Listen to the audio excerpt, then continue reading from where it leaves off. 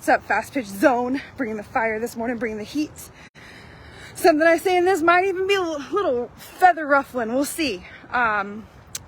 So if you are a coach, a young coach especially, this is for you.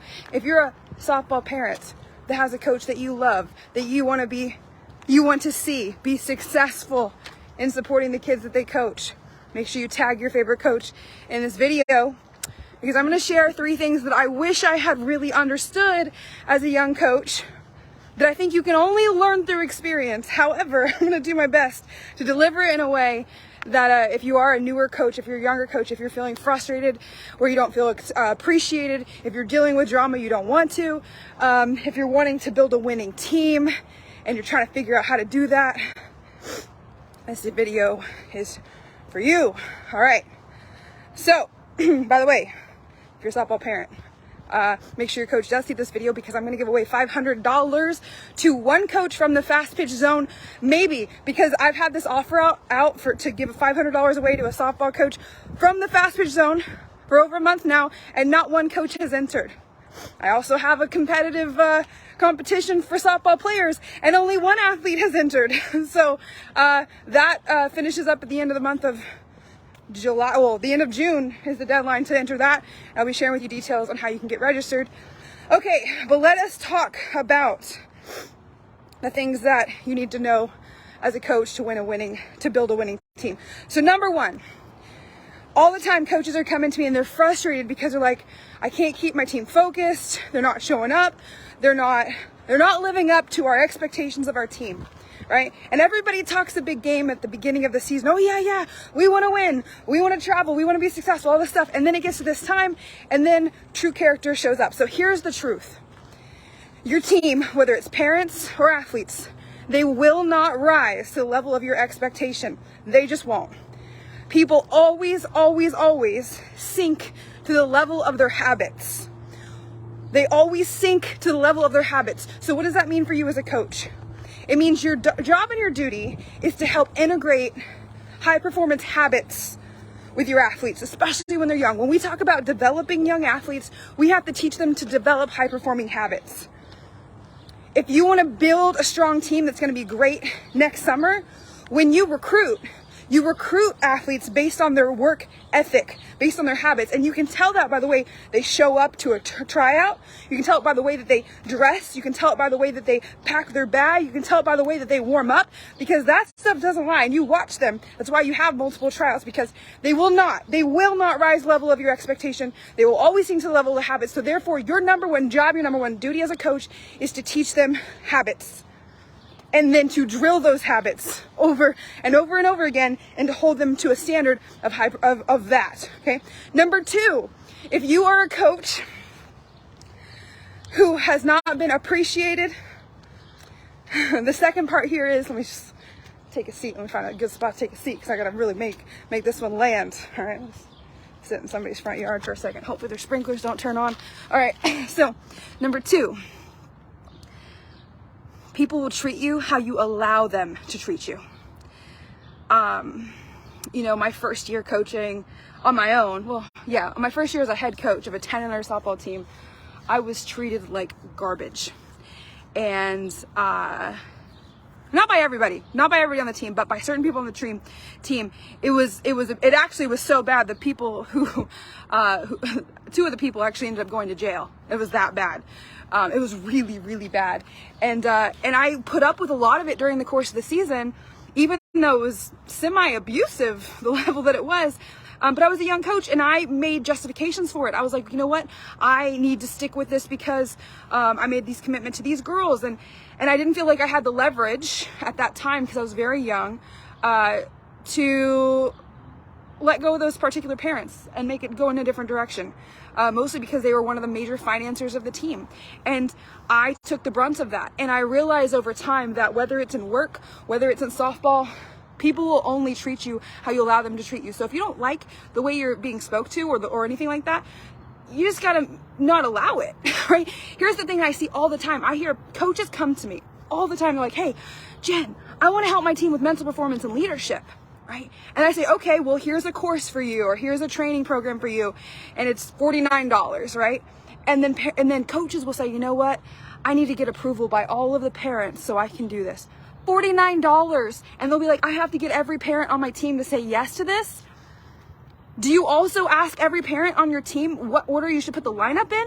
Like, let's be honest here, right? Like, if I believe that if you are the coach of an athlete, parents came to you because they trust you with the development of their athlete. And if they're not then fulfilling on that, if they're not giving you that trust, then allow them to make a different choice and go someplace else. That's okay, right? This is an agreement that when they join your team, that you're going to do what's in the best interest of the team, therefore it's the best interest of their daughter. And there is such a lack of respect at times for how that's communicated. And if you're going to be a leader for those athletes, if you're going to be a leader for those athletes, then that means there's certain ways that I've seen coaches approach that's not okay. And vice versa too. I've seen coaches address parents in ways that are not okay.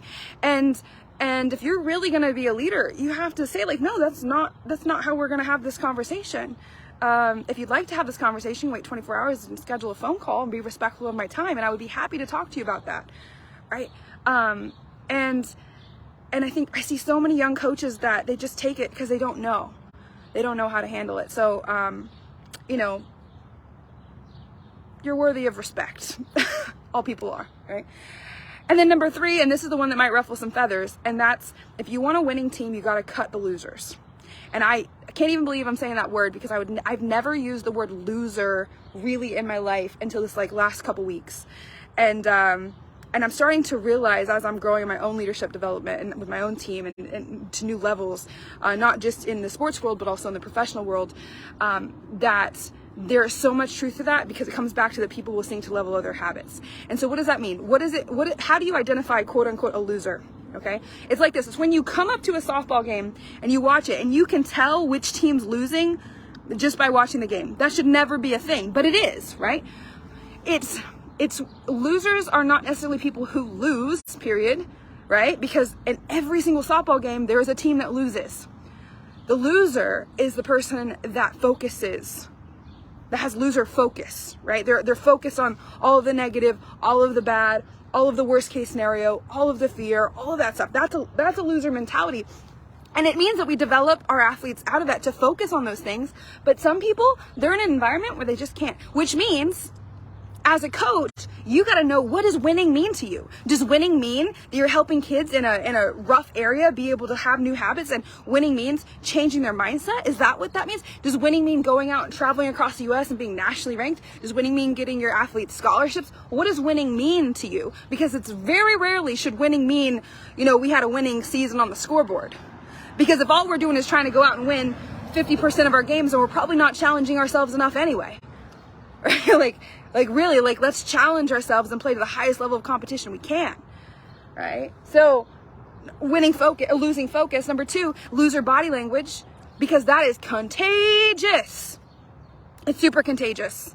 And if we're going to have athletes that are showing up in loser type movements, and they're not going to change that is not something that you can keep around the other athletes, because we see that, our brain sees that, and we start picking it up subconsciously and not even knowing, and that's not okay either, because it carries off the field into every other aspect of life. It actually starts to impact the mindset of the other athletes. If they have athletes on their team that are constantly lumping their shoulders and not standing tall and not hustling, that stuff is contagious. It is a disservice to the rest of your team if you allow athletes like that to continue to play or to continue to show up and not have some kind of repercussions for that behavior.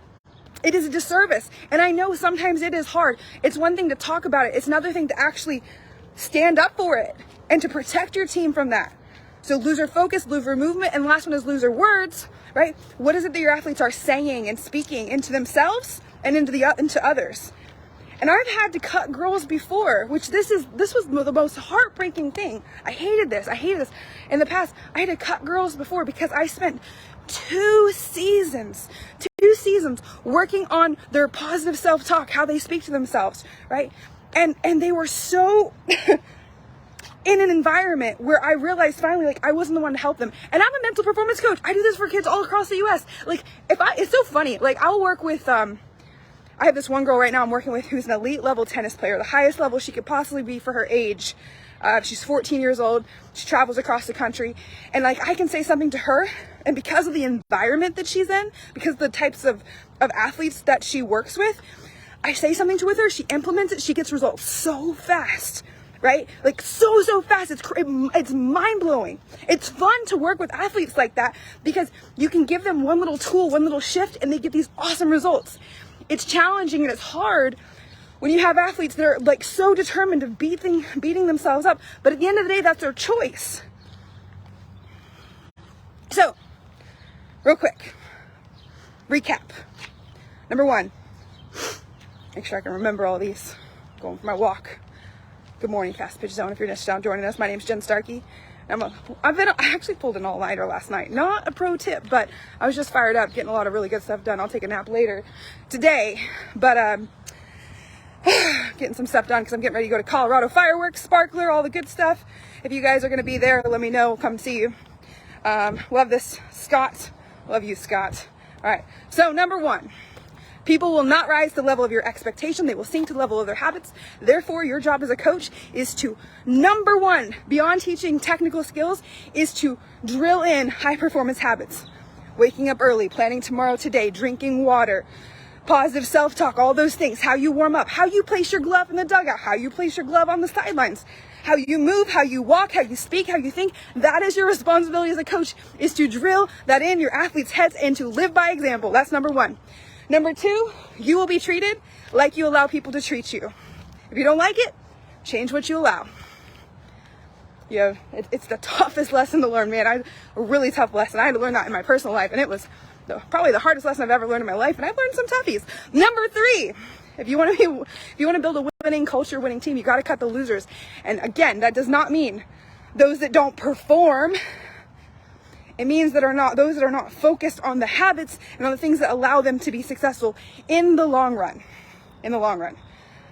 Okay, now here's your challenge, guys.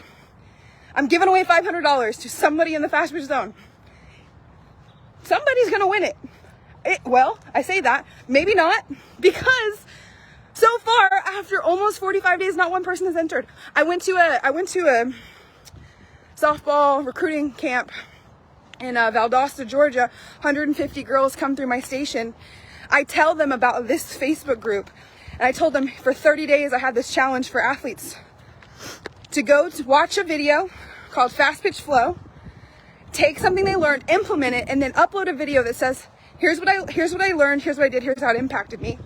If you look in the Fastpitch Zone for the Zone 500, I think it's Zone 500, like if you just go in the search bar in the group, you'll see like 1 person entered this.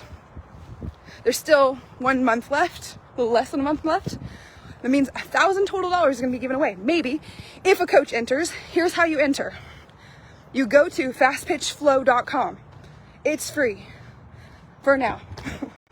Go to fastpitchflow.com. There's a training on there designed for athletes. It's me in front of a whiteboard. Watch it. Pick one thing out of it. Implement it. Use it with your team. Test it. Try it. Then make a short video and upload it back here to the Fastpitch Zone and say, here's what I learned, here's what I tried, here were the results. That's it. Post it. Use the hashtag Zone 500. That's important because you're in the Fastpitch Zone. Use the hashtag Zone 500. Tag me in it. And then you'll be entered to win. We'll see if anybody actually enters. Most people make excuses. They say they're too busy, they don't have time, they can't get buy-in. And what I'm on a mission right now is to find the people that don't make excuses and that actually are committed to helping their kids get results. And I'm gonna invest in those people, whether it's through videos like this, trainings we put on, clinics, etc. I'm just so fired up right now. You know what? I'm just gonna go on one more little rant and then I'm gonna end this because my phone's about to die. And I go get in the shower, start the day. Okay, here's the last little rant. I gotta be PG-13. I am fired up right now because more people are in a position where they'd rather be home and collect unemployment than go to work and add value to society. And my concern, among many, because as an employer it's hard to find good work, and I work with a lot of entrepreneurs and business owners, what are we teaching our kids, right? And I'm concerned about the future, and I think right now, especially, I don't want to say people are soft, because I don't think that's true. I think people have gone through a lot of struggle and a lot of pain, and they've been kicked and they've been beaten up and they're having a hard time. And like, I get that. I so get it. And that's the point of what we do as coaches, is we teach our athletes when they're kicked and they're down and they're beat up, how to get up and how to go again. And so that's why I feel on my heart is that as coaches, you guys are the front lines. You're the ones that can make the biggest impact in our youth right now. It's not going to happen in the schools. It's going to happen with you. It's going to happen with you on the front lines. It's going to happen. Oh, I'll tell you one more thing. So a couple years ago, I was at a coaches conference. One of the girls who plays for the USSSA Pride has been in the game forever. She's sitting up there in the front. And she made a comment about, don't try to change the parents. Don't try to talk to the parents. Just focus on the kids. And I got super heated when she said that. Yeah, Helen says how to push through adversity. You're right. Love you, Helen. You're awesome. So this woman, been in the softball game for a long time, huge influencer. She's up there. She's like, don't even try to impact the parents. And I disagree with that too. I think as a coach, you have so much opportunity to influence and lead parents, because at the end of the day, they chose your team for a reason. There's something that they see in you. Parents are looking for guidance on how to best support their kid. And as a coach, the thing that you have that so many parents don't is, especially if you've been coaching for any length of time, is you get to see patterns, right? You get to see something from another perspective, because you're not just looking at one kid, you're looking at lots of kids over and over again. So you start to see patterns, and your perspective can help a parent so much. But sometimes coaches are so afraid to cross a line. Like, you know things about, like, man, gosh, I was at this tournament and this girl comes up to me and she says, she watched 20 minutes of my mental performance clinic. She came up to me afterwards. She goes, Jen, I tried to commit suicide last year. She attempted, right? Her coach knew. Most people didn't. Another girl comes up to me afterwards and she goes, Jen, I lost my brother and one of my coaches last year. Like, this is real stuff. And everybody wants just to talk, they just want to talk about, how do I get my kid to pitch 60 miles an hour or throw a drop ball or, whatever it is. Stop striking out. Guys, this is real stuff. So as a coach, as a leader, you're an influencer. Commit to helping people build high performance habits. Be an encourager. Don't allow people to treat you in disrespectful ways. Lead by example, right? And if there's a person that's negatively impacting the culture of what you're building, if you have a conversation with them, show them what it looks like, do your best to nurture them, and be okay with allowing them to go find their other path to success, right? Because we need people that are intentionally creating cultures of excellence. That's all I got. Have a good day.